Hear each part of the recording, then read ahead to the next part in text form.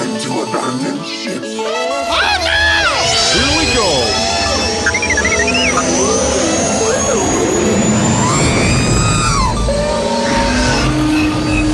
Can I persuade you to join us for a drink? It's a tradition. Here, here. Jar Jar, homie, my main man, quickly. Before the Separatists attack, get into the escape pod. Hey! This is escape, then we're the pod.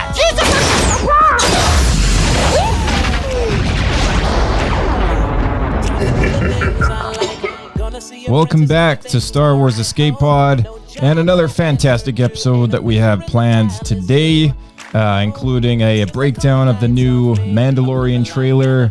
We're talking about Mandalorian becoming a household name, some news about the upcoming parody of Star Wars returning series Spaceballs 2, and a few other things. So, without further ado, let's get into it.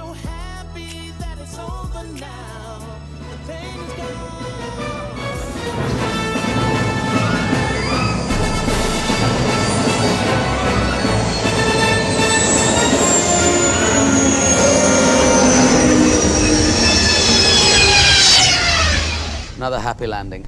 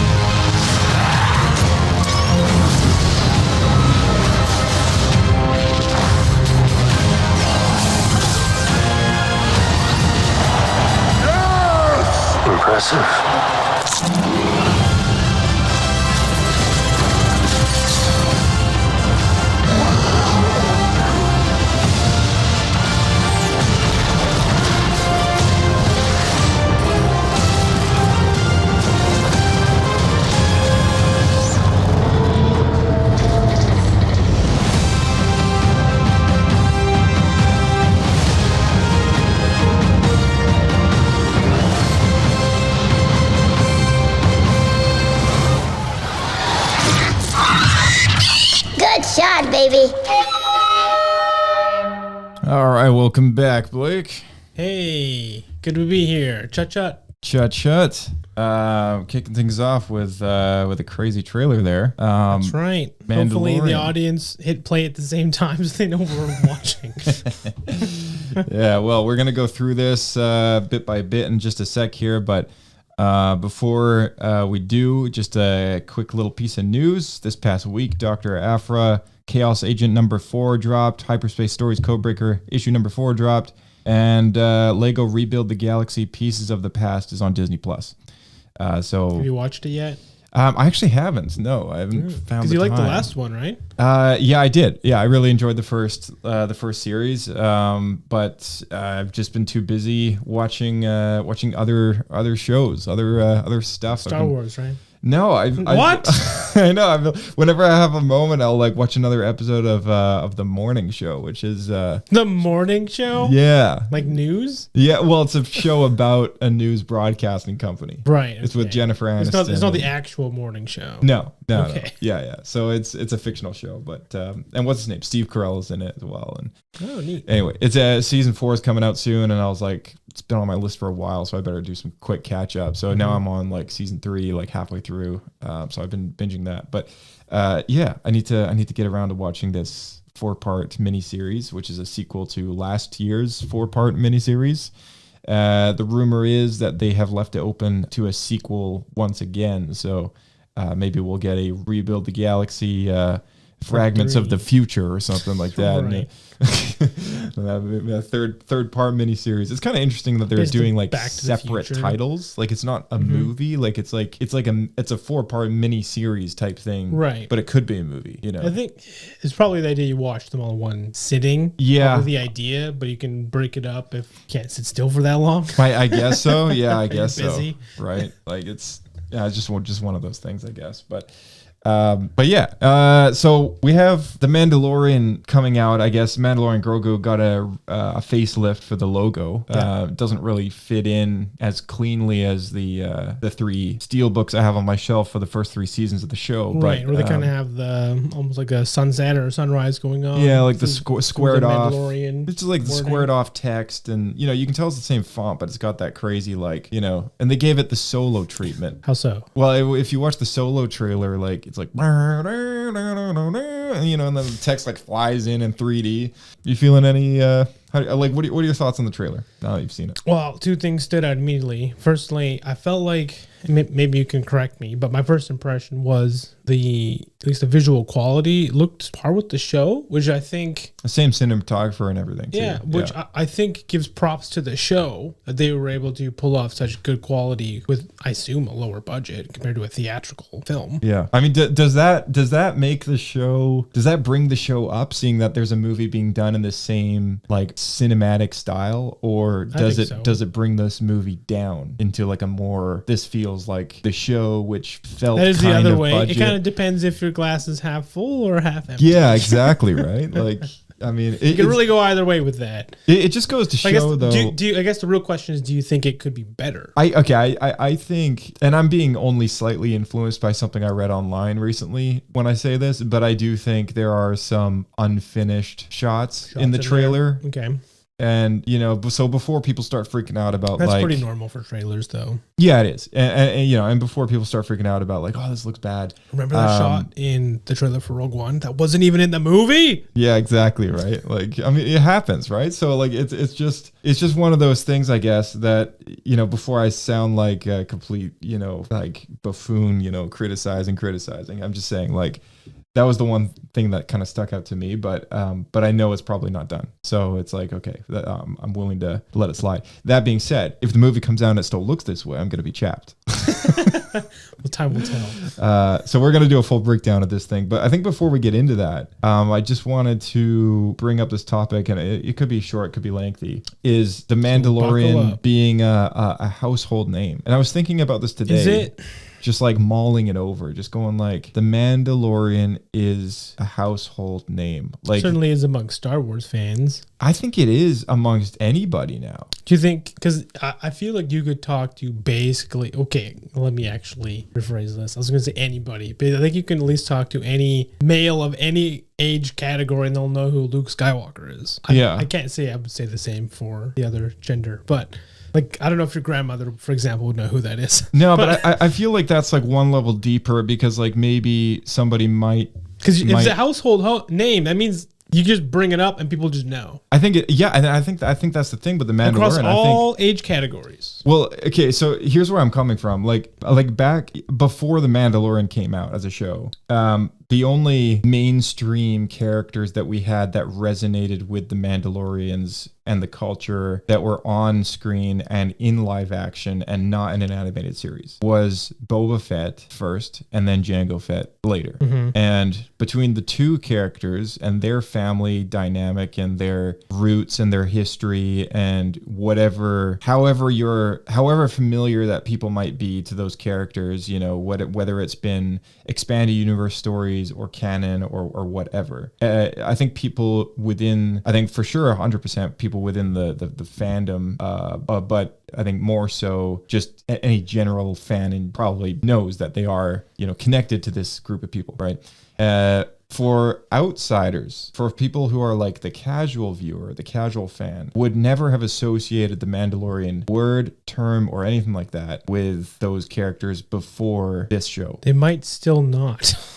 They might not think. They might think that guy's name is a Mandalorian. Well, like I'm and just saying, like not Boba once Fett is a Mandalorian. Not once in the movies, in any movie through episodes 1 through 6, is the word Mandalorian issued at all. Right. Yeah. So Even in episode 2, when Obi-Wan brings Jango's saber dart into Dex's diner to get it analyzed, he says it's he says it's like a Camino saber dart. Yeah, I don't know why the Kaminoans are making him assassin equipment, but I had wondered about that. So it could be that he just bought it while he was on planets. Maybe it is made by them. I don't know. Yeah, who knows, right? Like, was that ever explained? No, it wasn't. Okay. But that's what I mean. Like there's nothing in the 6 movies that ever say Boba Fett's a Mandalorian. To be fair, if he said that's a Mandalorian saber dart, that could be from literally any planet, because most Mandalorians are nomads, at least the bounty hunting type. Well, like I'm necessarily from Mandalore. They're pacifists at the time.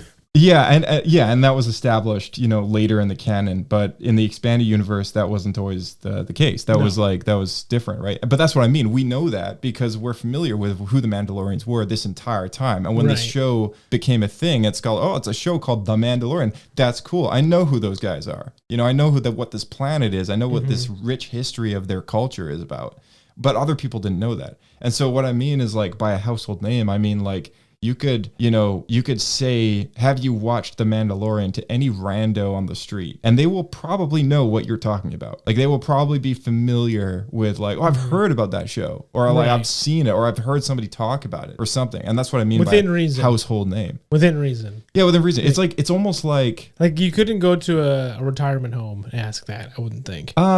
Yeah, but that's really pushing it. That's really pushing our chances in the opposite direction of the point I'm trying to make here. But I mean, like, okay, think of just the 2 most popular superheroes that you can think of. Okay. Do you want me to say them? Yeah, sure. Yeah. Well, actually, let me guess. Is one of them Spider-Man? That was actually the third one I came up with, but okay. Yes. Is one of them Batman? Yes. Okay. So that's my point. Yeah. Is like, basically these characters are household names beyond the IP that they've from. also been around for like 70 years. Yeah, they have. Yeah. but I'm saying, like, that's where this show is the turning point. This is the popularity turning point of who these characters are. Like, the Mandalorians were nobodies to most people before this show existed. They were as popular as, like, maybe like the Dathomirian Night Sisters. Okay. Right? Like, they had, like, rich culture, cool characters, interesting. No, they were more popular than that because people love Boba Fett. Well, yeah, but that's the thing. Only people who knew about the Mandalorian culture, who knew Boba was associated with, liked the Mandalorians because of him, right? Like whereas, like, he was the first Mandalorian example, which ironically then he became not Mandalorian. Exactly. It's almost like, I love Ventress, so that's why I like the Night Sisters, right? Like, it's the same kind of thing. But even Ventress is not live screen, so I'm trying not to use that as an example, but much more niche. But still, I mean, like, what I'm saying is, like, it was such a niche thing. It's like the Rodian, I mean, like, it sounds not stupid, quite as much fan appeal there. Yeah, it's like the Rodian, and it turns out to be like Greedo's brother or something like that. But, like, the Mandalorian, like, it's like, thinking of a show back in the day before Disney Plus, like, when they were trying to come up with a show about a character that was cool, it's like, what do we call it? Like, what do we do? And it's like the Mandalorian. It's got a good ring to it. Star Wars fans, into the history are going to be very, very familiar with it. And if we make it a good enough show, it doesn't matter what it's called. And Spider-Man is such a dorky name, right?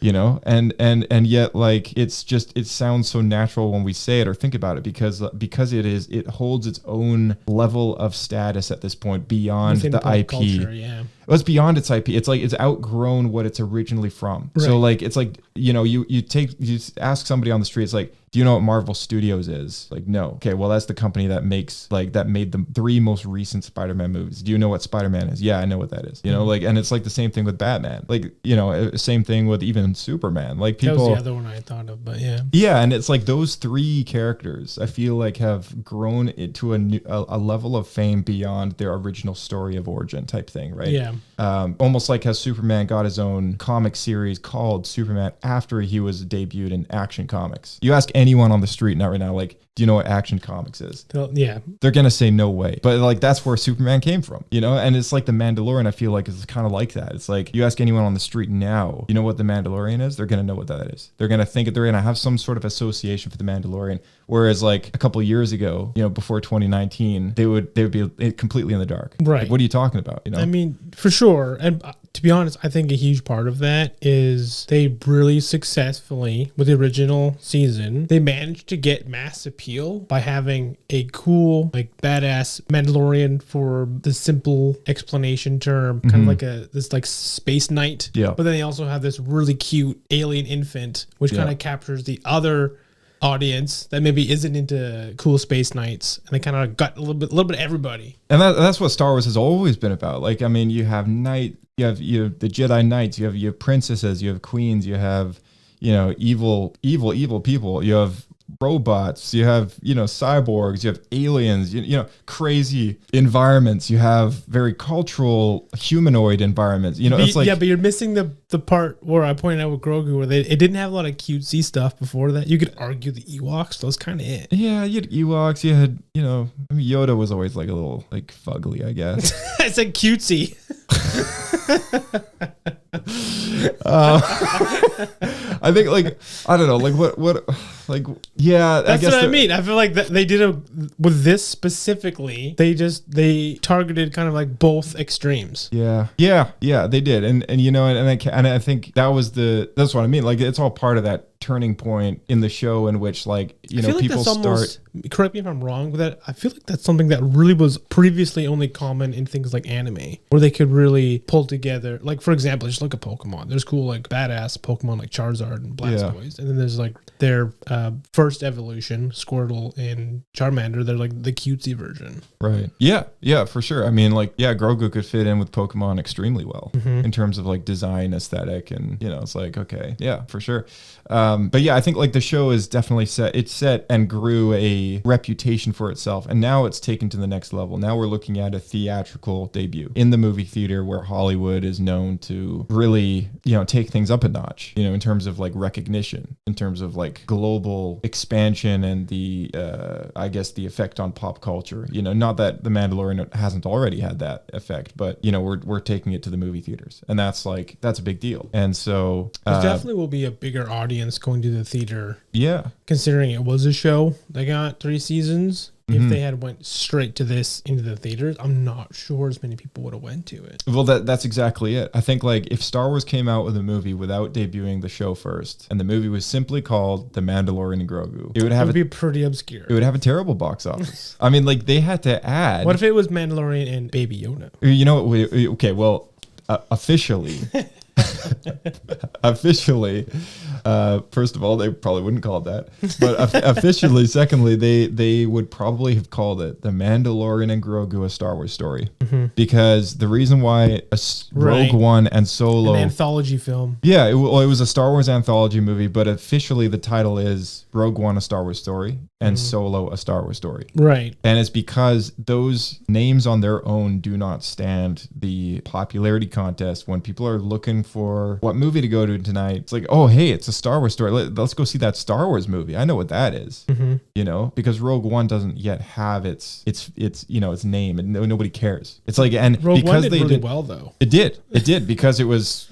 I mean, it was an awesome movie, but it was Rogue One, a Star Wars story. You know, it was called something based on something that was popular. Like Solo, I mean, I feel like if they just called it Han Solo, like an origin story, like that would be the same thing. You think that would have done better? I don't. I just think that would have been the same, like, kind of level of marketing as Solo, a Star Wars story, because nobody knows.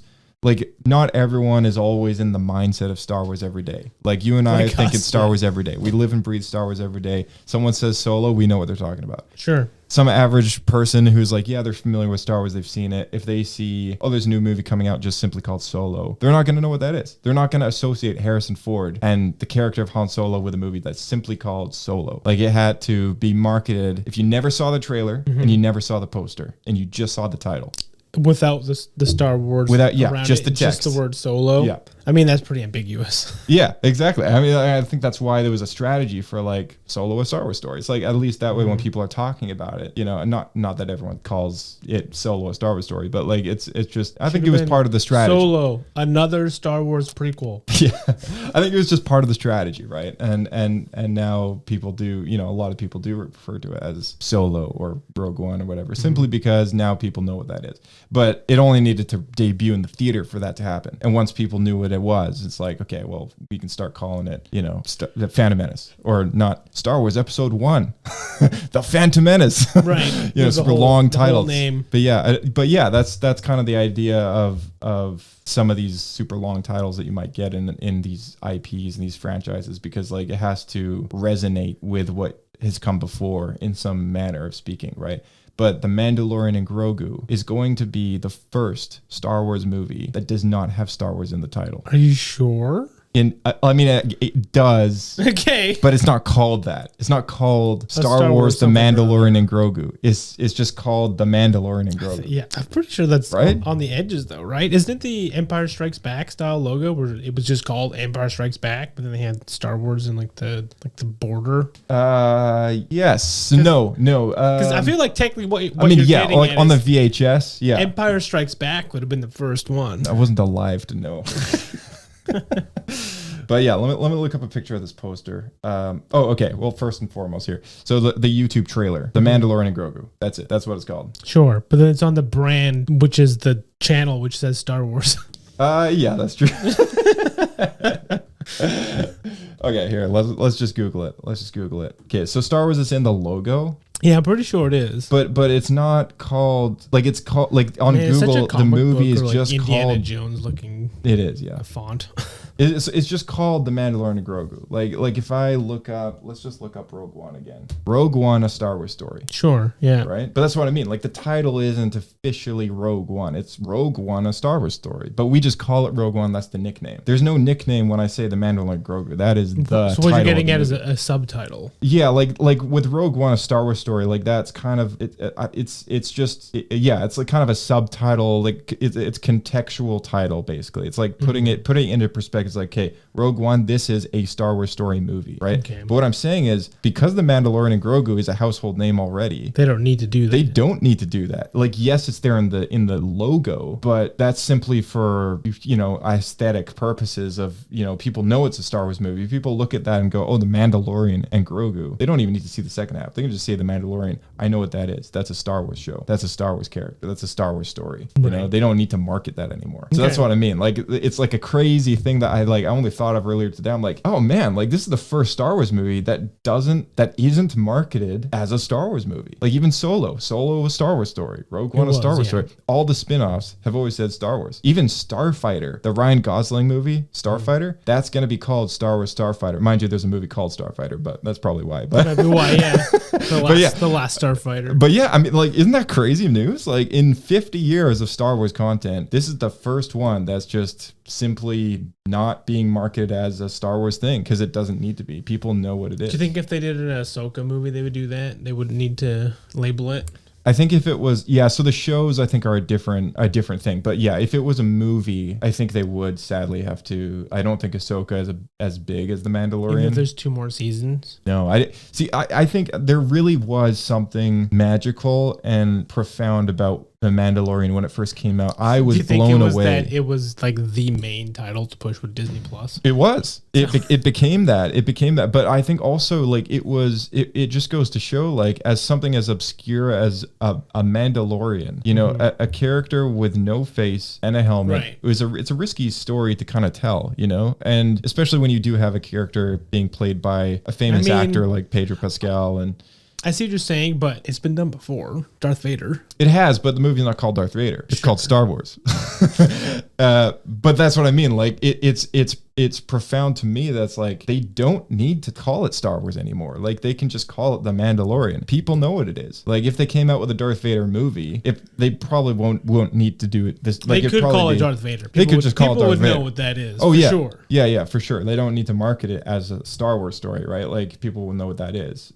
But what I'm saying is like The Mandalorian has joined that rank of popularity and that recognition. You know, it's become a household name. When's the last time StarWars.com did a vote character competition? Oh, like those. Oh, I missed those. Like it's been a long time, and I just it was always in March. It was a March Madness or March something Madness. Like. Or, yeah, was it? I'm curious to see from what you're talking about. I still feel like Darth Vader will win because it's Darth Vader, but I'd be curious to see where Mandalorian would end up in comparison. It's called This Is Madness. They used to do these character. When was the last one? Was it like 10 years ago? Voting for your favorite. Yeah, I feel like the last one. They used to do it every year. They used to do it. Yeah, it was pretty consistent for a long time. I think the last one was 2016. That's basically 10 years ago. So we did a podcast where we went over this actually. There was 2013, 14, 15, and 16. They did it for 4 years in a row. I don't know why. Maybe I thought that they did it. I got tired of Darth Vader winning. 4 years in a row. In this order of 13, 14, 15, 16. Yoda, Obi-Wan, Vader, Luke. You know what happened? They got upset that they're all original trilogy characters. They're like, that's it. It's like, okay, I'm starting to see a pattern here. I think they did have to kind of switch it up with like, you know, like with like the year that Luke Skywalker won. Like maybe like he was up against some like schmo character. Like it was like Luke Skywalker or like Cad Bane. You know. That's not entirely schmo. Was in like it's not but they didn't use. Who's your favorite, Luke Skywalker or Prune Face? Yeah, they didn't do that. They only picked like recognizable characters. Ponda Baba for sure. So like it was Luke. It was Luke versus Harrison Dula. Then it was actually this was. Bro, this during Rebels' popularity though. Yeah, this was when. Yeah. So that was the most background it got. StarWars.com. This is madness. If you're listening. This is madness. This March. Bring it back.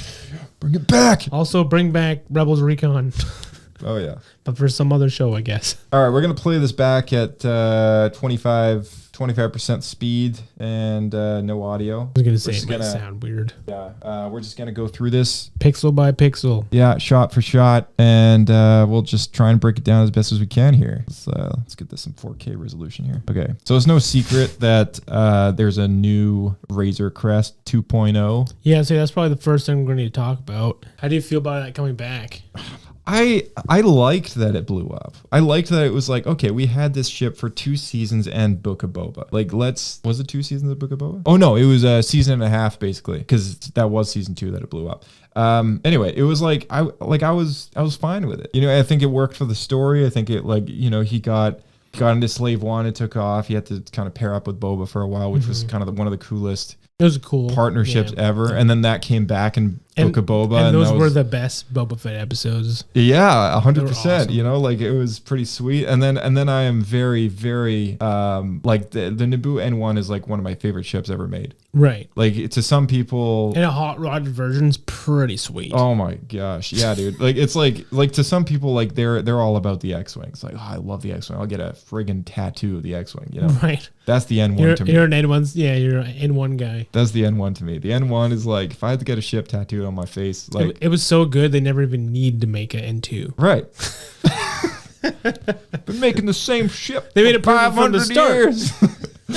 But yeah, it's a sleek ship. It's a cool design. I love Doug Chang's art. You know, like it's just such a great, like it just home run with that one, right? It's pretty cool. I mean, you can't go wrong with a Stingray. And like you said, like a rat rod style, like version of that in like chrome, and it's pretty sweet. My gosh, dude! Like it was like, man, that was one of the exceptions because I have. It's not practical though. No, it's not. For a bounty hunter, it doesn't make a lot of sense. No, it doesn't. It doesn't. It's just more like let's quickly cool. get around. Yeah. But then they also brought that Fast and Furious like essence to it when you know he like just takes off. Yeah, the and NOS like button. You know, yeah, and then like it's basically a NOS button, right? Space NOS. And do they do the thing where they go through the engine? I can't remember. Yeah, like the one pilot's like, did he just go into hyperspace? Like, no, that was his sublight engines. Like, it's like, that's just his cruising speed. Yeah. You know, like 0 to like 1,000 in like 0.5 seconds. But yeah, I mean, it was such a cool, so like to see this big bulky like ship back again for me, I'm like, I get it. Like people, What if people think of what if that the ship when they M1 think of the docks Mandalorian? onto this version. Okay, that'd you'd be happy with it? That'd be pretty sweet. I'd be happy if you still at least had it somewhere. Yeah. Yeah, that's what I'm wondering is what happened to it. Yeah, because there's no way. Like, I mean, that thing was awesome. I mean, maybe he like, sold it. I mean, or maybe we'll sweet. see. Maybe we'll see him cash. Maybe we'll see him get into it again. Who knows, right? Like maybe when he's doing his day job, he's using this thing again, and then when he's like got to quickly get around, like he uses the other one. Mm-hmm. I mean, some people have 2 cars. Like it's not a huge, weird thing. That's impossible. Whatever. 2 ships. I don't know. He's like camping out. He's got a nice house on like this property on a planet in the middle of nowhere, right? Like season 3 ended off with him sitting on the porch. That doesn't make a lot of sense though. Just Can you chilling. imagine being a farmer and your daily driver is a Ferrari? Well, some farmers do have a Ferrari. Yeah, they're not driving it around. They're going to town. Yeah. Well, I mean, that's what I mean. Like I like his new daily. Okay, all I want is him to still have it. I don't care if he's got a new Razor Crest back that Right. he's using for his bounty hunting. He's That's got it back fine. he's got a farm, so it's literally in the barn. I want to see it parked in his house or at Yeah, the tarp ranch. over it. Yeah. Anyways, but I totally get it. I like the design of the Razor Crest, so I'm happy to see it again. Yeah. I'm also happy that means that we might get another Lego set Yeah. because it's pretty sweet. I don't know if I like it being this shiny though. Yeah, it is a bit more chromy than I remember it to be. But I think one last thing about the Razor Crest is I get that they brought it back because like they're playing off of the same audience that season 1 of The Mandalorian brought into Disney Plus when it first came out in 2019. You think that's the angle? Trying to make it feel like season 1? I don't think I don't think they're trying to make it feel like season 1. I think they're targeting an audience that is familiar with season 1 because if you think of The Mandalorian, you think of the Razor Crest ship. That's true. Yeah. So I think like that's their majority. Again, I'm like, I got to take myself out of the mindset of the day-to-day Star Wars. I know that the Mandalorian is not driving the Razor Crest anymore, right? But not everyone remembers that, right? Like it's the day-to-day consumer and the day-to-day viewer that is going to think of the Razor Crest when they think of the Mandalorian. So I think they have to bring it back because of this audience, because of the theater experience, they have to bring a familiar ship to bring in those people. That only makes sense if you don't think everybody watched through season 3. I don't think everyone did. I think season 3 held a lower viewership than the previous. Like it went downhill like anything does. Like viewership declines, right? So season 1 is where they're targeting. Season 1, it has to look like it. It's got to have elements of season 1 in there that people are familiar with. And I think the Razor Crest was just a dead obvious choice to bring back, as much as I hate to say it. Something that we should potentially talk about is there any chance that is the original Razor Crest and this is a flashback? I feel like it's the yellow possible. paint is different, but It's certainly possible, but I don't think that's the case. I think he does have a new Razor Crest. is the yellow paint on it different than the original? Yeah, it is, I think. It's got different. I think it looks different to me. It is different. Okay. Yeah, They probably do that specifically so people wouldn't think it's a flashback. I mean, this way they get to sell a whole new Lego set. Yeah, man. Okay, so Razor Crest flies by, nice beachy West Coast Oregon style. No, there's sand. It's not rocks. Oh yeah. Okay, North California.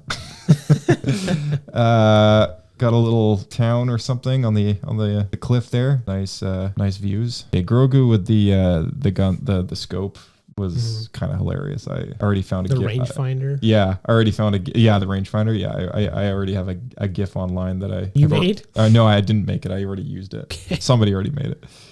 Yeah, you could do a lot with that. It looks like they're actually working. It looks like wherever they brought the Razor Crest down into the beach, like this is that same beach. That's true. So there is definitely like, I think modern. It looks like around the same point of the film, yeah. Yeah. Okay, we got some monoculars. I doubt that this is the scope. I think Mando's probably got... The shape is different. Yeah, the shape is probably like him looking through some stormtroopers. Was that Solo's speeder?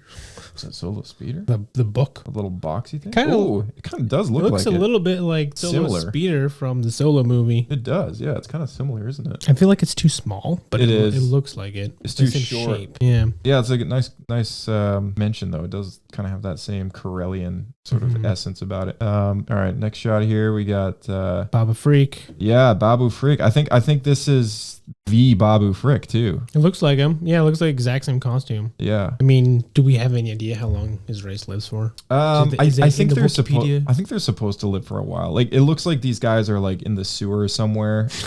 The Anzellans. The sewer, his home this is.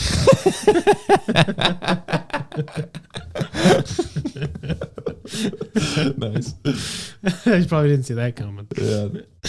All right, we got Sigourney Weaver's character looking at An iPad. Yeah, Star Wars. It's a data pad. Yeah, there's like no privacy on that thing. Look at that. No, you can see it from the other side. It's like, what are you doing your banking on there? Like, someone at the other table across the room. Like, You just clearly see all your banking information.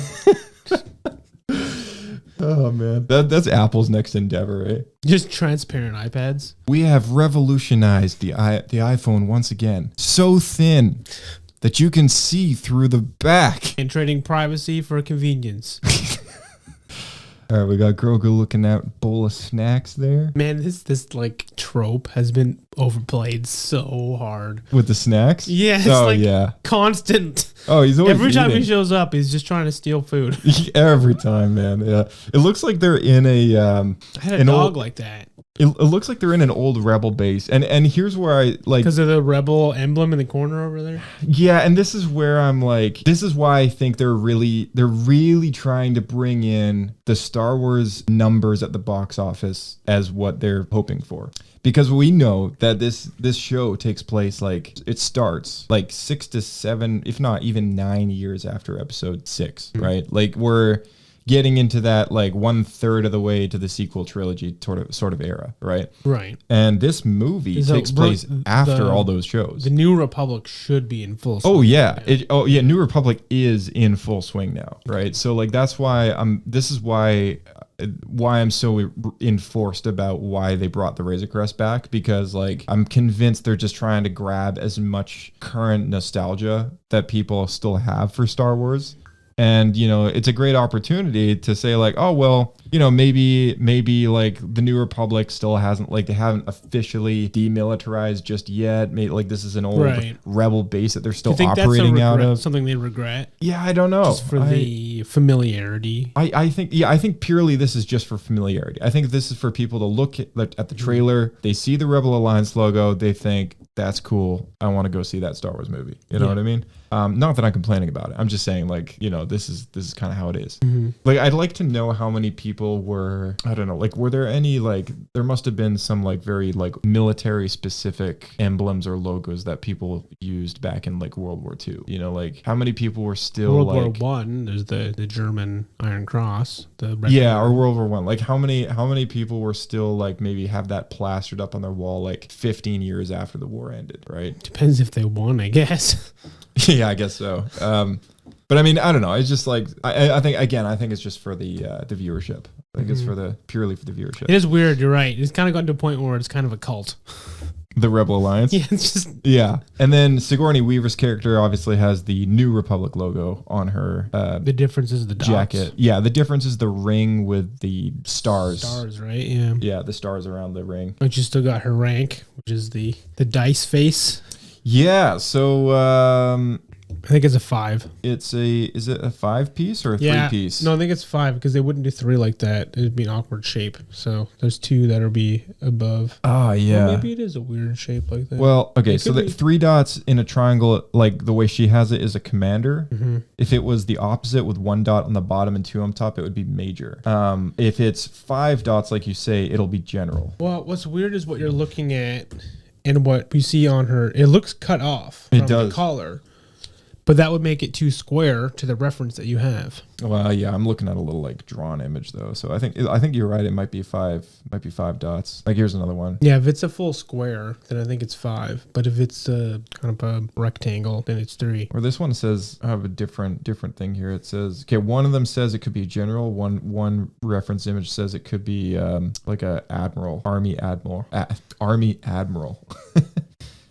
So it could be either. Could be admiral or general. I think you're right. I think that is 5 dots. Yeah, you're right. It looks like it's partially cut off. So she's a pretty high-ranking character. Like, you know, just from like a story perspective. Okay, she takes back the snacks.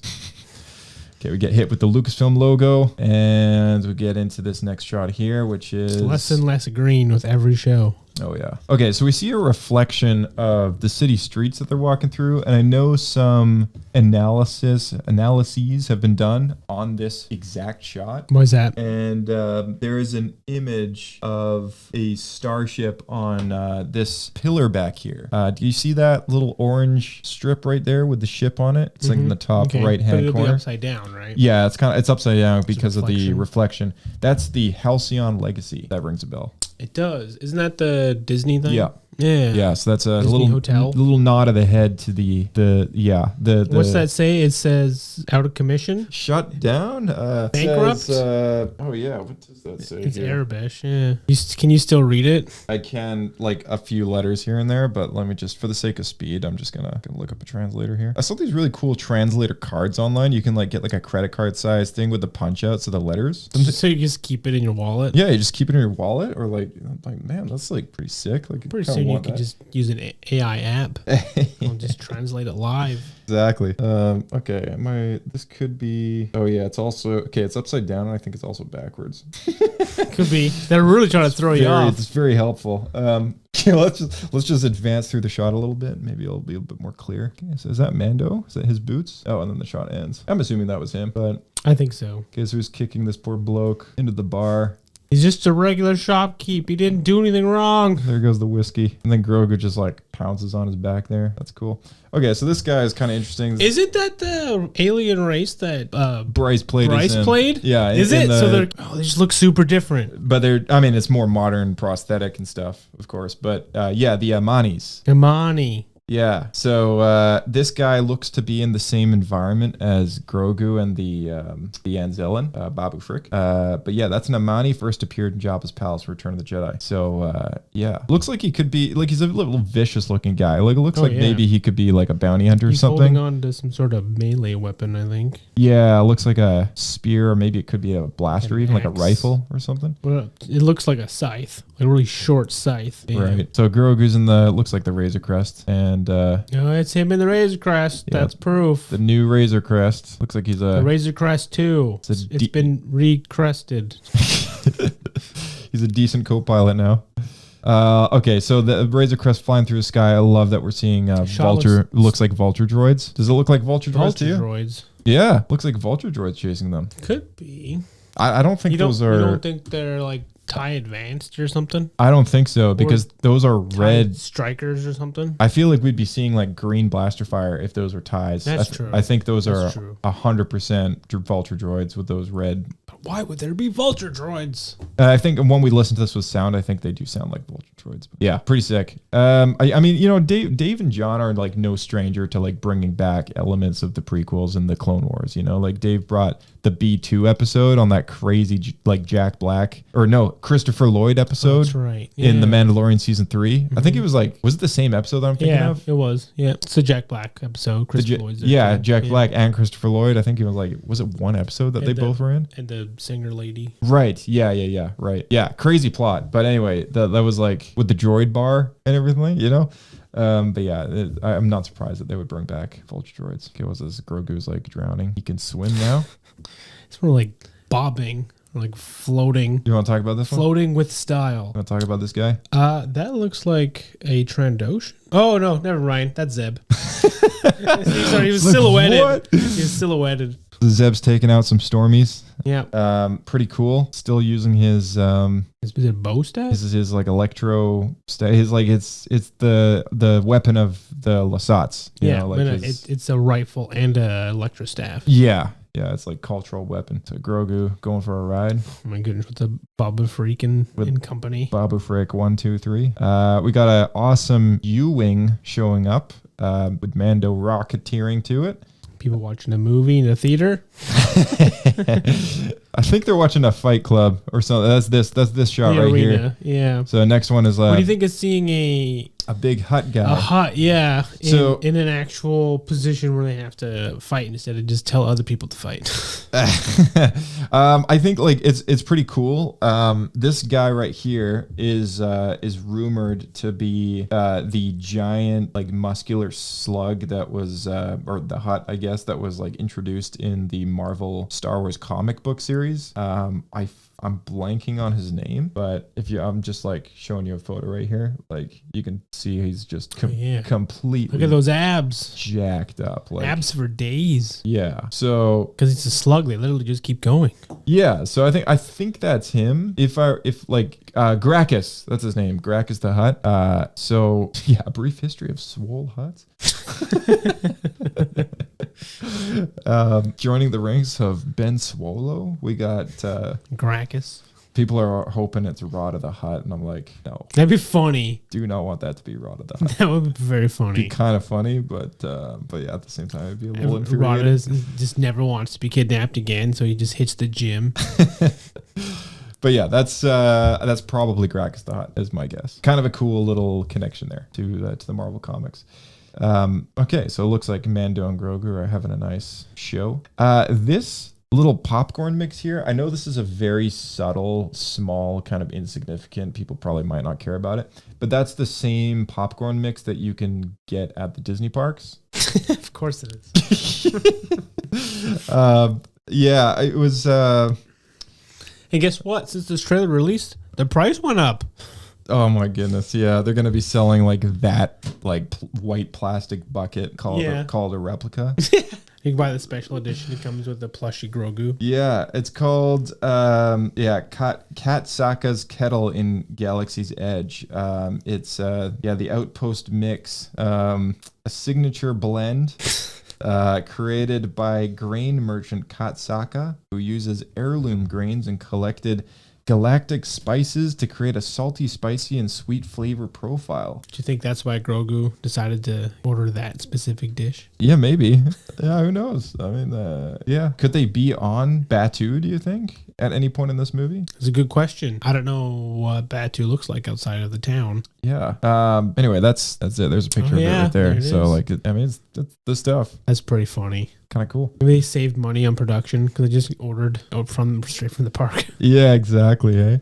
Okay, so the next shot's kind of interesting because, first off, there's all these like robots kind of out front of droids. What looks like they're huge. It looks like it could be the same environment that we saw them in before. Only because it looked like the first gen Iron Man suit. They do, yeah. It looks like Ironmongers, but yeah, you recognize that symbol on the door, right? Like the symbol of the Hutt clan. I do recognize that. Yeah. Yeah, you probably recognize it from when we play Outer Rim, the board game. Most likely, yeah. But yeah, that's the symbol of the Hutts, which is almost never seen in any kind of live action material. It was always just EU, right? Yeah, because I don't even recall seeing it in animation either. It's always like an EU thing, or like you see other ones. You see it in the games. You see Black Sun. Yeah, you see other things in the Syndicate. Yeah, you do occasionally see other. Yeah, but like the Hutts have never had like their logo on. I don't think they've had it on their like on display for like audiences. Like it's only like people engrossed in the fandom, I think, would recognize it, right? Or people who like listen to podcasts like us. So yeah, it looks like Mando's trying to break into maybe his office or something like that. Okay, who's this lizard guy? Is that supposed to be a Trandoshan? If it is, it's a pretty weird looking Trandoshan. If it is, I hope it's not. I kind of hope it's not too, because it doesn't look. But it's not different enough from a Trandoshan to justify not having a Trandoshan. No, it's true. I mean, like God dang. I mean, oh no, you know what that is? What's that? I think that's one of those characters from the Djarak holo table. Like there's a bunch of aliens that are. Yeah. Previously only in claymation. A Mantelian Savrip. A key part of the trailer takes place in the gladiatorial arena. Mm-hmm. But yeah, this is one of the aliens from glad to be there. It's a reptilian creature from Ord Mantell. Ord Mantell. Interesting. Yeah. Isn't there a syndicate there? Like a crime family or something? I mean, if we're going with the context of the trailer, it's probably like the Hutts that live there, you know, whether it's Gracchus or Rada. Yeah, it looks like it might be one of their places of residence. Great. All right, we got a shot of Mando and Grogu skyrocketing out of a blowing up AT-AT. It's not a full AT-AT, the one from Rebels. He's got the bubbles at the front. Oh, yeah. It looks like a slightly different version. Yeah, it's the smaller one that we see them in Rebels. Well, I thought that was a two-legged one. No, there's a four-legged one as well. Oh, okay. Yeah, I think it's the one from Bad Batch where they like squat in it, if you remember, like sit down on something. Oh, okay. This is the shot, by the way, that like doesn't look quite finished. It's a pretty tough shot. Yeah, people were like ripping on it. I think it's just like the lighting or something. Yeah, because the face turrets are very different than what we see in Empire Strikes Back. Yeah, there's two ahead of that walking along the cliff, and then that's it. And then we get the trailer, the logo. It seems like a really bad place to drive an AT-AT. And look at that. For the first couple seconds, you don't see Star Wars at all. That's true. You just see the Mandalorian, and then and Grogu pops in, and then once and Grogu pops in, at the very tail end of it, I don't know about this font, man. then you get the Star Wars logo that shows up after. Just a quick reminder in case you forgot. Yeah, exactly, right? I don't know about this font. It reminds me of like Mars Attacks. Yeah, see, that's what I mean. Like, I when they first announced the movie, like they had the logo presented in the original font and format as the show, Right. which was like a lot more squared off. Like, this is the same font, I think, but it's just like, you know, The shading. it's like wavy. And so another big thing about this movie, it's forged for IMAX, which is like, you know, it's a selling point for people who love going to IMAX. Not many people have access to an IMAX, but I mean, I guess it just goes to show like they're presenting this in Really high quality. yeah, like they're intending this to be not only a theatrical release, but it's also intended to be a movie, you know, like an event. You know, you go to the theater and you get the IMAX. Oh, and then we got one more shot here. It's like some Sort of rat. creature in the sewer void. I think Grogu has a goop gun. Yeah, Grogu's goop gun. Okay, yeah, the rat thing is like losing its mind. Good shot, baby. Okay, yeah. So these are probably the same Anzellans that we saw in the show, maybe, because they went to their place and Oh, yeah, that's yeah, right. yeah. Anyway, May Well, 2026. it's also that he's from Rise of Skywalker, right? Yeah, no, I it think that's where he is. first showed up. Yeah, it is. It is true. 'Cause I think we were surprised to see him in Mandalorian in the first place. Right. Because he makes evil 3PO. Yeah, that's right. Yeah, they do that whole like hacking Yeah. thing on 3PO. But yeah, now that we've gone over the trailer, like what's your like any I mean, there's thoughts, not much- concerns, anything that you're like about it, anything you don't like about it? Well, I know you're not happy about it, but I love the N1 design, but for the character Mandalorian, I prefer the Razor Crest. I think it just fits the character better. I've always had an issue with I agree. with the N1. I do agree. I just love the like- ship. Like that's the Yeah. thing. I don't care who's driving that ship. Like I just like the N1. But Right. I do agree that it does. If you fit the capture character somebody, better. if you're a bounty hunter, like where do you put them? Right. Yeah. No. I fully agree. I 110% agree with that. Like I just don't like, and it's such an iconic design. I think they just thought like, you know what, let's just give him another one. Like it makes no sense for him to all of a sudden be in some other freight. Would you rather vehicle. have them made something else? Like a new ship? Yeah, to be honest, it would have to be like very simply good. You know, as soon as you look at it, you have to have that instant connection.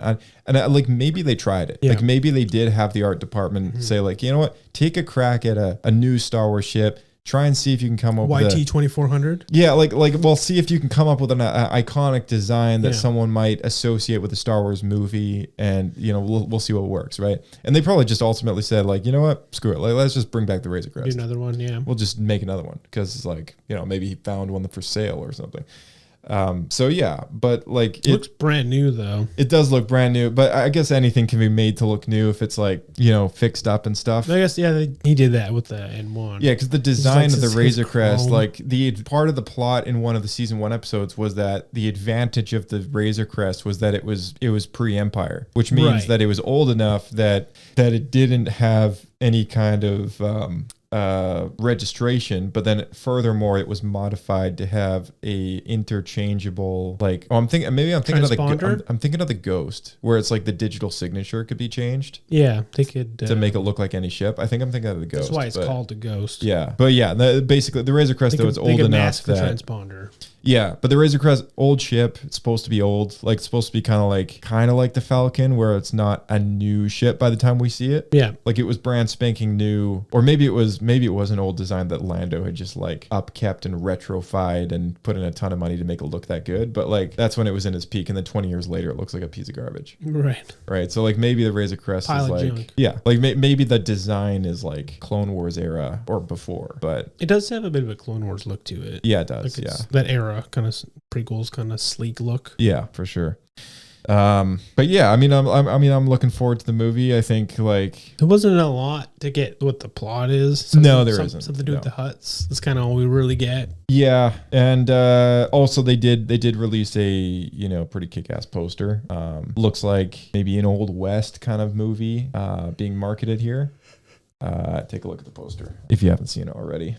So May 22nd, 2026, only in theaters. It's pretty cool. It's very retro. Yeah, it is. And so we got starring Pedro Pascal as Din Djarin and Grogu as himself. Makes me think it's Indiana Jones. Yeah, and on the front we have, it looks like two huts in the bottom left-hand corner. He's riding Clone Wars era bipedal. Yeah, the cloned what do you call those things? I know what you're talking about. Mm-hmm. Yeah, the ones that we see hunting the Wookiees. Yeah, exactly. Yeah, and they've made like 30 Lego versions of it. Right.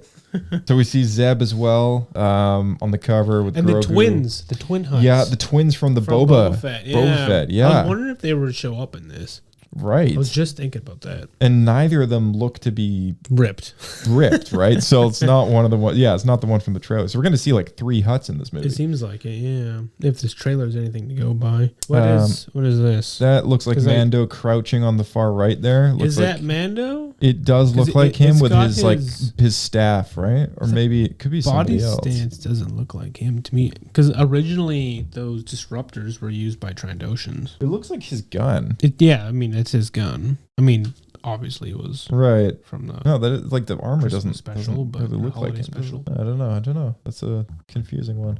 But it looks like he's facing off against some giant creature. There's a big snake thing on the side, so it could be him. Kind of looks like that 6-legged creature from Attack of the Clones, right? In the arena. Then up top we got Razor Crest 2 being pursued by 2 X-Wings flying with them, I guess. I was going to say they're flying in formation. Yeah, and then of course a little AT-ST, or AT-AT, sorry. Or whatever that Rebels version is on the side there. That font, though, looks like Tintin. It's off there. Yeah. Well, okay. So some classic Disney. Sometimes Old West posters like have that essence about it. Let me pick up an example here, like Rio, or maybe like Rio Grande, or like Rio Bravo, or something. Like, look at this Technicolor Rio Bravo.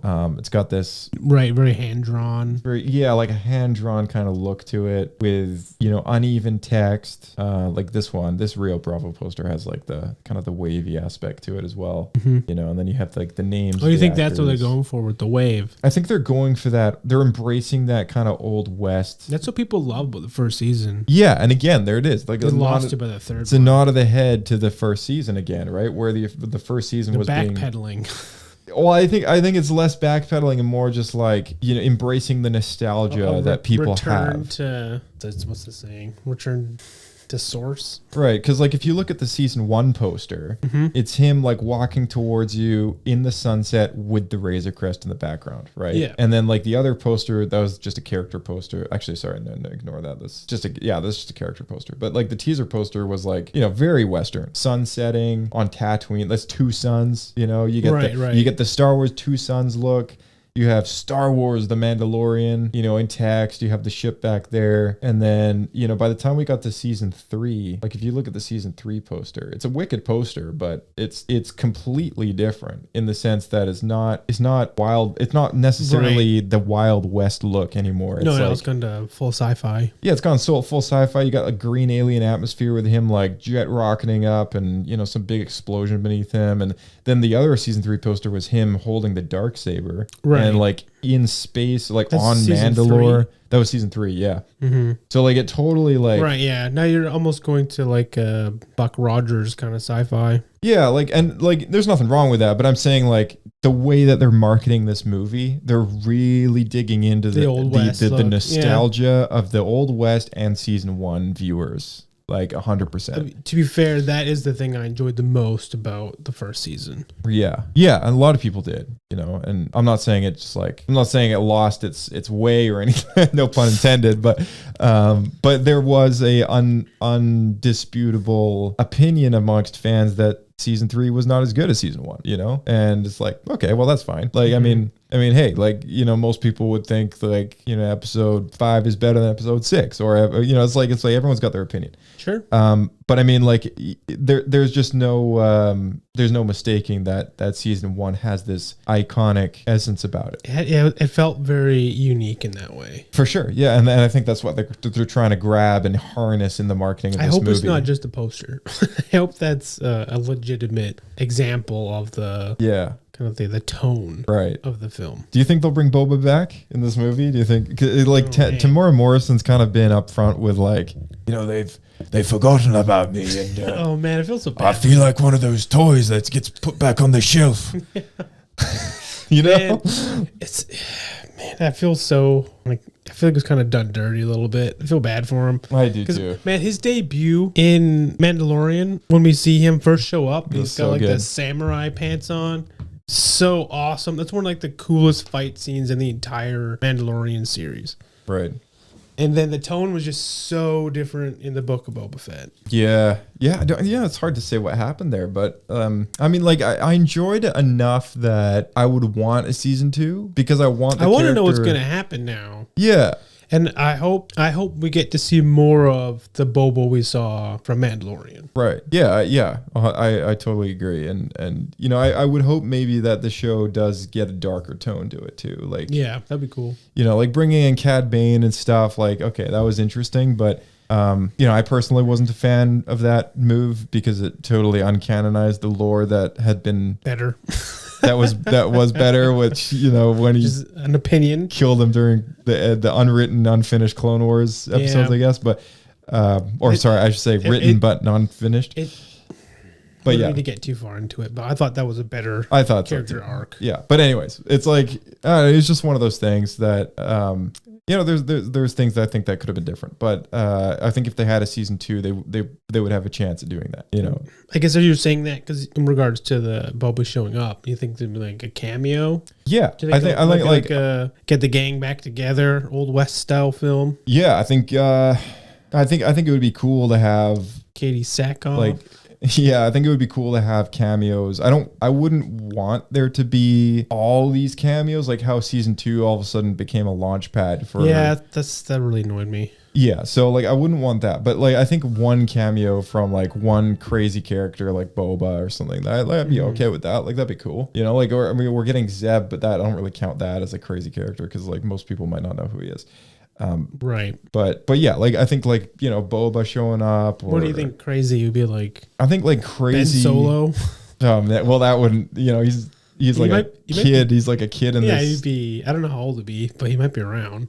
He would be like a young baby or something, right? I don't know. I haven't done the math. Well, he's like in his mid-20s or late 20s in Force Awakens. So yeah, you'd be like 5 or something. I think it's established that he was born pretty shortly after. He was, yeah, episode 6, right? He was, because he's around when there's that Lando book. Yeah, well, that's already like that's only a couple years before Force Awakens. So. I think it is like he was born like a year or two after Battle of Jakku type thing. One of the books, it refers to him being an infant, though. Yeah, it does. I don't know. I'll have to look back again, but that's probably on Google. How old's Kylo Ren in Force Awakens? Is Google smarter than us? Probably. It's not a very high bar. He's around 29. So yeah, he was born like same year as Battle of Jakku. A little bit of an age difference between him and Rey. She's what, like 20? Yeah. Because she seemed like she was pretty young, and it was the character seemed like she was supposed to be pretty young in Force Awakens. Right. I think they're going for that kind of weird "I love you" brother sister thing that they wanted in the original trilogy. I think that's what they were going for. I'm not going into that.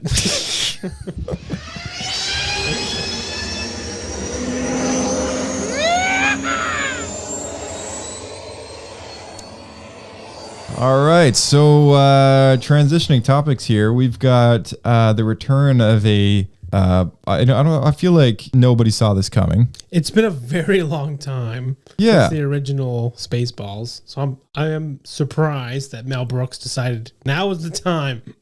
Yeah, Considering there's so many opportunities. Crazy, right? And I was actually thinking about the fact that John Candy's passed, so one of the main characters isn't even around anymore. Because he plays Barf. Yeah, the big... The Mog. The Chewbacca half version. Half man, half dog. Yeah, the Chewbacca, the Spaceballs Chewbacca, basically. Yeah. I feel like Nick should be here because Nick's a big fan of Spaceballs. He loves that movie. That's I didn't know that. Yeah. There was a little write-up online from the fellows at I think it was at UTNE that wrote this. So the year was 1987, and the fandom was still reeling from the death of the Emperor and Vader a few short years before in what most of us at the time thought was the last Star Wars film we'd see. We craved more. The comedy film legend Mel Brooks did not disappoint. What was Spaceballs? Brooks is a master of parodies, and in the 1980s, he set out to make a parody of contemporary sci-fi films, though it was also includes references of Star Trek, Alien, and Planet of the Apes, and other films. It primarily parodies the original Star Wars trilogy. George Lucas agreed to parody on the condition that there would be no Spaceballs action figures, which led to a gag in the film about merchandising, where the real money from the movie is made. Good old Mel Brooks. Lucas later sent Brooks... Brought to you by yogurt. That's right. That's right, yeah. Brought to you by yogurt, basically their version of Yoda. Yeah. Lucas later sent Brooks a note saying he loved the film. Though it met with mixed reviews from critics, it became a cult classic and even appeared in a Star Wars YouTube channel video. Oh, I didn't know that. Yeah. So there's a little quote saying, "I told you we'd be back." Although Brooks' character Yogurt parodying the, you guessed it, Yoda mentioned Spaceballs 2, The Search for More Money. That's right. There has been little... The Search for More Money. There has been little serious talk about the sequel until now. In June 2024, Amazon's MGM Studios announced that a Spaceballs sequel was in development. That's awesome. Back in June 12th of this year, Brooks posted this video clip, which I won't play. True to form, the video featured a Star Wars style scroll, and it was a bunch of text that you just kind of had to read. So anyone curious, just look it up. Brooks then appeared on screen and says, "After 40 years, we asked, what do the fans want? But instead, we're making this movie. May the Schwartz be with you." That's right, the Schwartz. On the same day... Big on plaid. Yeah. On the same day, Josh Gad, who stars and is one of the film's writers, he is to the kids out there, the voice of Olaf in Frozen, confirmed the announcement on his Instagram account. And he says, "It is therefore the greatest gift of my life to now help and take the reins and work alongside Mel and this incredible group to do a sequel to the movie that first inspired George Lucas." That's very funny. That's pretty hilarious. The latest update is that principal photography began this month in Sydney. We're quite sure that the choice of filming location in Australia is a testament to our own doc's influence. And for anyone who didn't know, the entire prequel trilogy was filmed in Australia. Familiar faces, Spaceballs 2 will see several actors return from the original film, including a big surprise. Bill Pullman returns as Lone Star, which is a hybrid parody of Han and Luke Skywalker. And Daphne Zuniga as Princess Vespa, which is a parody of Princess Leia. Mel Brooks will reprise the role of Yogurt. Merchandising, where the real money from the movie is made. The big news is that Rick Moranis will return as Darth Helmet. Oh, that's so surprising. Yeah. Because he doesn't really act anymore. Right. He's been retired a long time. Yeah. The film will mark his return to on-camera acting after taking a long hiatus to focus on his children following his wife's untimely passing. In addition to these returning actors, Lewis Pullman, Bill Pullman's son, will appear as Lone Star's son. Lewis had previously appeared on Top Gun Maverick and Thunderbolts. So that's kind of cool. Yeah, Bill Pullman. Is there any mention of barf? No, there is not for some Bit of reason. an elephant in the room. I bet they're going to do a gag where they like have to bury their dog. Right. Yeah, maybe. Yeah, that'd be kind of funny. I feel like maybe it's been long enough since John Candy's death that It's it been would a while, play yeah. off well. Yeah. Lewis Pullman, for anyone who didn't know, is pretty big character in the Marvel Thunderbolts film.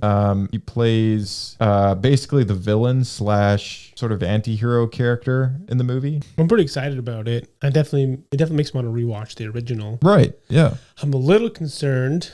Just because it's been so long, I would hope that they stick to the original style of humor.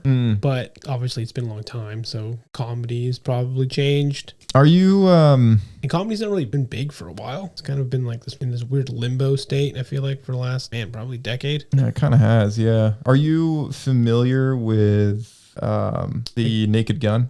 I was just gonna ask you because you went to the Liam Neeson version, right? Yeah, I went to the Liam Neeson version. I feel like, and here's the thing about, like, regrettably, I went and saw that movie without having ever seen the original 3. But Right. I went with like a super fan friend of ours, and and he thought it was fantastic. And after the movie, he revealed that was his like second or third time watching it already in Really? the theater. Yeah. And so I think like he seemed to love it. Like Right. he thought it felt very in line with the series. Okay.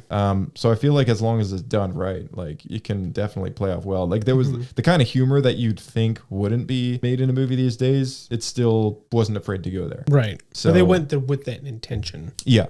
Yeah. So because Mel Brooks he's pretty old now. Like, what is he? At least the 70s. I think I would assume he has the same sense of humor, right? So the question Like, is, how much creative control does he have? I think, okay, it's Amazon and it's MGM Studios, Amazon's got buckets of money, and Spaceballs was done on like probably next to no budget, right? So I feel like if whatever he needed to make Spaceballs a thing, I feel like Amazon would probably be like, you got it. But sometimes that's a problem, though.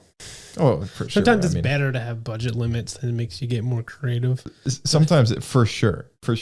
I don't disagree. I just like, I think with a studio like that, being owned by a corporation like that, being run by a guy like that, I feel like Something like that. I feel like it's maybe a life goal, just be like, this Okay. is what we need. We need a Spaceballs movie that has the money behind it to do We're gonna whatever they barf want it to in do. full CG. Yeah. And like, I mean, at the same time though, like you can have all the money in the world, but if you don't have the time, it looks like you don't have all the money in the world. Like sure, if you have like $1 billion, good to go for this movie, which is absurd. Like no movie is made for $1 billion.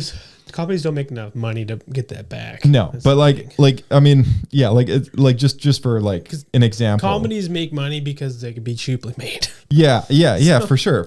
And maybe that's the case. Who knows? But like even if it is backed by Amazon and MGM and stuff, I don't think we should be really too worried about it because like, yeah, you're right. Like that's kind of the idea. But then also I think like if they did want to make this movie in a friendly amount of time, and they wanted to make it feel like the originals, like, okay, we got like 3 days in this soundstage and we got a week to build a set. Like, let's just do what you can in 7 days, get it slammed up. We'll get in there. We'll do our job, and then that's that. Maybe You're saying that's, they should rush it.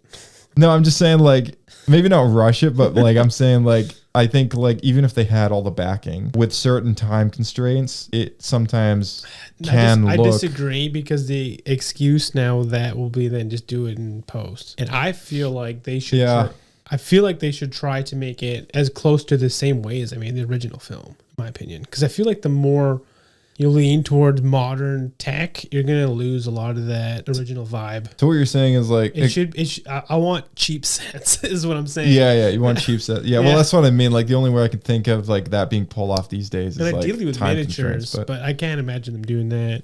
Yeah, who knows? It might be like I think so. What you're hoping for is like you want this movie to like not feel polished at all. I would love if it felt like it was made like a week after the first movie. Right. Obviously with aged characters, but maybe they'll do that though. Like I mean, like maybe they will have learned from the successes and failures over the years. Zoolander 2. Yeah, I'm thinking of like I don't know. It's not a comedy, but like Willow. You know, like the show has no visual continuity with the original movie. It's so different. Yeah. It's so different, right? And it's like it almost doesn't make it almost doesn't feel like the same world. I'm gonna be honest, it felt a little bit similar with The Hobbit. Right, because it was so, polished and compared to the original. Yeah, and trilogy, yeah. And that can happen, right? Like when you have a movie being made today and in modern cameras that all shoot 4K and and it's like it's easy to get that. It's almost too easy to get that look. Yeah. If you have a good cinematographer, they can do anything. They can make it look like it was filmed in 1980. You stick a 1980s lens on a modern camera. Yeah, that helps a lot. Done. Not done, but like you're halfway there. A lot of it is also just it is the set work, to be honest with you. I think that makes a huge difference because things are cheaper back then. And like the props and the costumes too. Like was it Darth Helmet? It's actually Dark Helmet. Dark Helmet, yeah. Yeah. So they typoed it as Darth, but yeah, like Dark Helmet's helmet was like this crappy piece of plastic, right? Right. It was this ginormous bucket version of Darth Vader. Yeah, and like what's that animated show that never got released? Didn't they have Darth Vader that kind of looked like Dark Helmet? Oh yeah, Detours. Yeah, the animated series. Yeah, the one that will never see the light of day, unfortunately. Yeah, they did kind of have a Dark Helmet kind of essence about it. But yeah, I mean, like I don't know. It should be interesting to see how this plays up, and I wonder if Nick will be first in line to get his ticket at the theater. I do wonder if it'll probably He's the only guy in line. Yeah, I wonder if it'll even debut in the theater or if it'll just be like wondering. Straight to Prime or something. Yeah. I do hope they give it a chance. Like I hope it's like maybe a 3-4 week window in the theater. Like I feel like they'd probably be surprised as to how many people might actually go. Maybe. Depends how it's advertised. Yeah, I don't know. Because the thing is, I feel like advertising to the right audience these days is pretty tough. Because it's not like everyone just watching cable television. Right. And the people who would go to this are probably the ones that still watch cable television. And then I'd say like people like at the youngest are the 30s. But, yeah, the very youngest. But the main audience is like 40 and older. Yeah, for sure. Because it was like late 80s when it came out. Yeah. Like I watched it just on a rerun on television. Yeah. Don't tell anybody this, but I think I have it on VHS. Yeah, I mean, well, like a lot of movies that came out in the 80s were still things that we, at least for us, like still grew up with because it wasn't that old, like when we were young kids, right? That kind of stuff. It's like the prequels. Would have been like 15 years old probably when I watched it. Yeah, so that's not even that old. Like that's like it was old at the time. That's like Tron Legacy for kids right now. That's the second Tron movie that came out. That doesn't even feel like that long ago though. That came out. But time is different when you're older, in primary school. Or time's different when you're younger too. Yeah, slower. For sure. Slower. It takes forever to get through the school day. Yeah, but yeah, I do look. I look back at things like that too, like where it's just like, oh man, like that felt like it was such an old thing when I was that age. But then it also had a dated style compared to current. Like it was slower pace. Yeah, for sure. Like things advanced much faster in those 15 years than it has in say like the last 15 years. But it's been pretty. Other than render quality with digital stuff, it's pretty much been the same. Yeah, and same kind of pacing and audience expectations. Because it can't go any faster. Right. But yeah, I mean, it's weird to think like, yeah, the MCU is just as old. Yeah. Like the first Iron Man movie. That's actually pretty crazy. Is just as old as like Spaceballs was to us when we were like young enough or old enough to watch it. Like that's crazy. Because what was Spaceballs? Was it like 1988 or something? Somewhere around there. I think it said 89. 1987. 87. Yeah. Other way. So 15 years later, like 2002, that was like the year that Attack of the Clones came out. So yeah. And then like Iron Man, that was like 2008, right? Yeah, it's probably around there. Yeah, 2008. Yeah. So 2018 was 10 years to 2023. So it's actually been more time now since the Iron Man That's movie. crazy. But because Iron Man still holds up to like modern Yeah, it does. films. Right. We're still in the same era of Yeah. visual effects in movies right now. That's probably the main reason. It is. I think it is. Yeah. And that's probably why it seemed older when we were Also, young it was kids. cheaply made because it was a comedy movie. So Yeah. So it made it look even older. yeah, exactly. Something from the Yeah. early 70s. Yeah, yeah. But it is weird, you know, like when you think back and you just look at like how different time just goes by so much different now than it used to, I guess. I think it's just because you have a day job, you're not in school anymore. I think it's just the world is slowing down a little bit. I mean, technology is definitely The world is speeding up. I guess You don't have downtime anymore. As soon as you never get bored because you pull your phone out. I mean, I don't, but I see your point. But like, I mean, it's one of those things that I guess now nothing ever seems to change. Like Except for this massive AI thing. Yeah, but it's like one thing, and we're on the verge of maybe that changing everything else. Yeah. But for now and for the last few years, it has been incredibly consistent. No, that's fair. You know? And basically since like the iPhone. Yeah, like I mean, we're still in this era of essentially we're still in the same era of the smartphone. We're still in the same era of technology and computing. Nothing's really changed. Nothing is like radically different. You know, I think like there is some crazy differences, but I feel like this era has definitely been fairly consistent. You know, especially over the last 10 years. Oh, that's true. Yeah, really, it changed a lot from starting with like the home computer to the iPhone, and then it kind of stagnated. Right. Yeah. So it does make you wonder, you know, looking forward, like what is like, because like Star Wars has always been like adjacent to the evolution of technology in terms of like how we're able to like advance this art form using the technology of the time. And that was something that George used Star Wars for, was his experimental push with technology in cinema. Isn't that what X Labs is for? And yeah, I mean, that's definitely done in this, it was made in the spirit of that, I guess, but it makes me wonder, like, what will the future of cinema be like? What will Star Wars be? Will Star Wars be on the verge of the next big thing when the time comes, you know?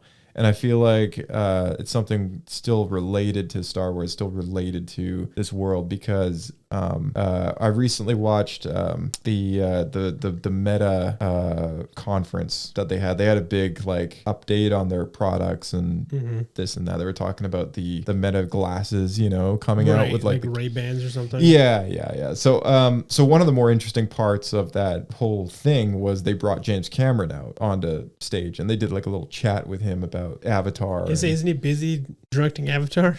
Yeah, he managed to take a little breather to come out and join Meta on stage. Make a couple $1 million for 20 minutes. Right. For those who don't know James Cameron and who he is, I think, in my mind, the only other person similar to George Lucas in the way that he is with how he conducts his movies, where he is also always trying to push technology forward in cinema. He's always trying to look for something that hasn't been achieved yet and gives himself a goal with that, and usually it ends up taking place around doing a movie, right? Like obviously Titanic was huge when it came out at the time. That was really early CG, wasn't it? Yeah, and he also co-founded the visual effects company Digital Domain, and you know, and with Michael Bay. No, it was with Scott Ross and somebody else. Scott Ross was an Lucasfilm employee.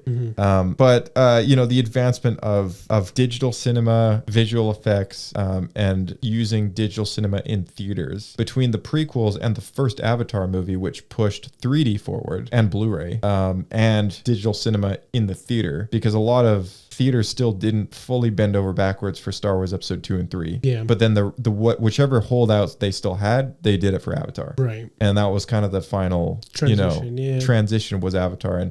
And so like, and James Cameron acknowledged George Lucas in his chat about this whole thing.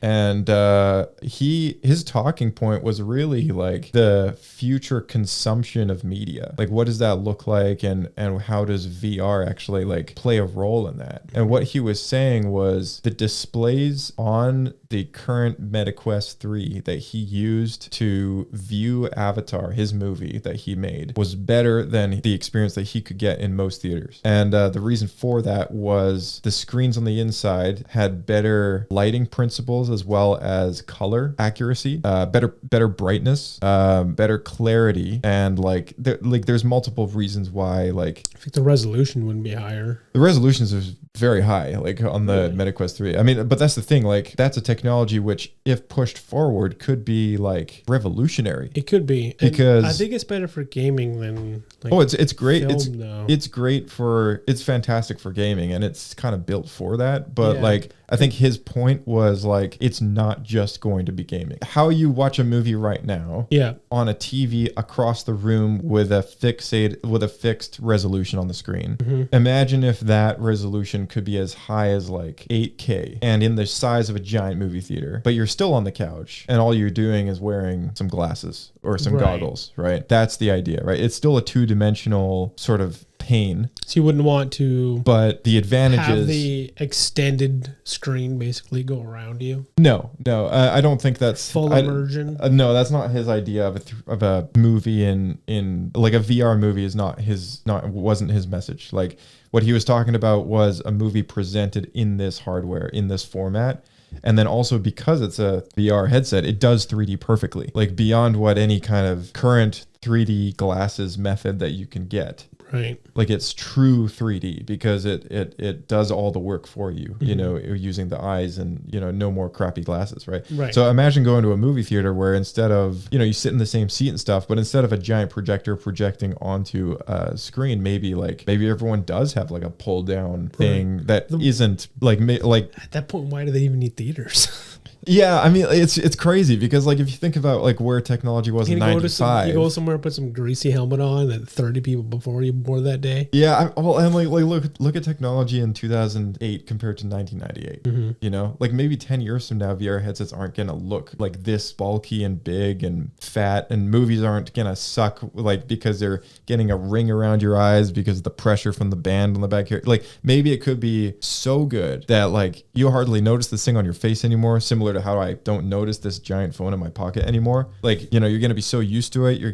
This is going to be the experience, right? And it's going to be a better experience than watching that boring old 80-inch TV at home, which is crazy to say, but like maybe that's what it'll be. And I think that's what he's thinking when he comes out and does his little chat, because it's like, I just had the craziest feeling when I watched my movie in this piece of hardware, and it was better than most of the experiences I've had, you know? And it's like, that really tells you something as a filmmaker and as an artist. You know, he's looking at this as the next thing to consume his own media. So like, I think he's going to be the guy to also take that format and like do some pushing to like get it out there for consumers, you know? Like, this is the guy that brought 3D to your living room. Is he the one that pushed that? Yeah. For like at home? Yeah. Really? Yeah. Like, he's the guy that made 3D, not this, like, and it's not exactly a successful product anymore. Like, people have moved on from 3D to 4K, but it was a big thing, and it stuck around in the movie theater culture. Like, you can go to movie theaters. Long time, and, yeah. I remember the it's still a thing. Migraines. It's still a thing. It's still, you go to the theater, there's a 3D price tag and a 3D ticket. And everyone flocks to the other one.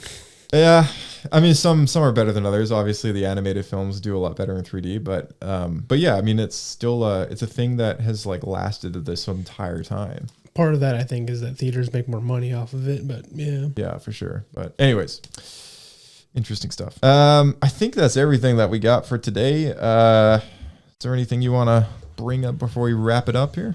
Is there a release date for Mandalorian Grogu? Yeah, it was May 22nd, 2026. May 22nd. That is less than a year away. Oh, that's crazy. May 22nd, 2026 countdown is 238 days from right now of recording. By the time this episode drops, it'll be less. Perhaps less, perhaps more. Perhaps more? What kind of time machine do you have in your living room? Maybe time will slow down. Yeah. Maybe it'll be a leap year.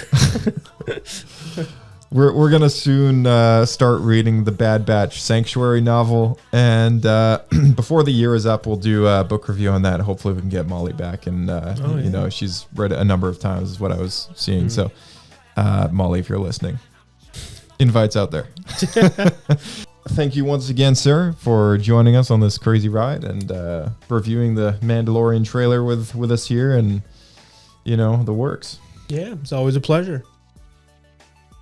We'll see you out there. Keep flying. All right, a big thank you to our audience for tuning in once again and lasting this long with us as we talk about Star Wars and then James Cameron. We appreciate anyone who does take the time to leave us 5 stars on a review.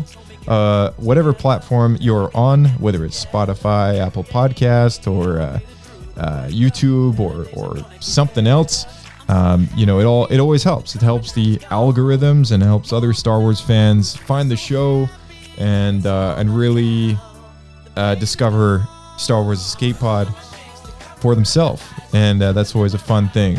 And you know, we also love hearing from you all whenever that happens. And the ways to reach us are in the description below. You can find us with the email swescapepodcast@gmail.com. Check out our website on your computer at home with www.starwarspodcast.ca. Follow us on Twitter and Blue Sky using the handles at SWEscapepodcast. And we will catch you in the next episode of Star Wars Escape Pod. May the Force be with you.